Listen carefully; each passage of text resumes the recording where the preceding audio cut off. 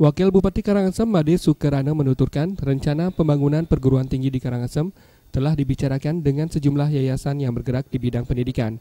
Sejumlah yayasan pun telah memberikan sambutan yang positif. Tingginya animo lulusan SMA SMK di Karangasem melanjutkan ke jenjang S1 maupun diploma belum mampu diakomodir sehingga mereka melanjutkan pendidikan ke Denpasar atau luar Bali. Bila potensi itu dikelola secara positif, ke depan generasi muda Karangasem tidak perlu lagi bingung mencari perguruan tinggi, karena di Karangasem akan segera dibangun perguruan tinggi.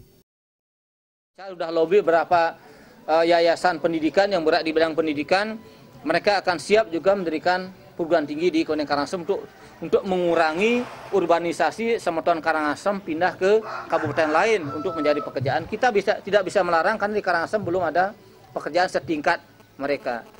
Tantangan pendidikan di Karangasem karena geografisnya sulit itu akses pendidikan. Akses pendidikan dari yang nol tidak masuk sampai SD itu terutama jalannya, jalan ke SD, jalan ke TK dan ke PAUD itu kan masih sulit. Sehingga di Karangasem masih banyak yang buta huruf dan putus sekolah. Itu sudah ada, kita kemarin kumpulkan kepala dusun semua untuk mendata di tiap-tiap dusun berapa sih orang yang tidak sekolah. Untuk tingkat pendidikan dasar, Pemkab Karangasem terus mengupayakan perbaikan infrastruktur jalan, sehingga anak-anak bisa mendapat akses pendidikan yang maksimal, mulai dari PAUD hingga SMA SMK.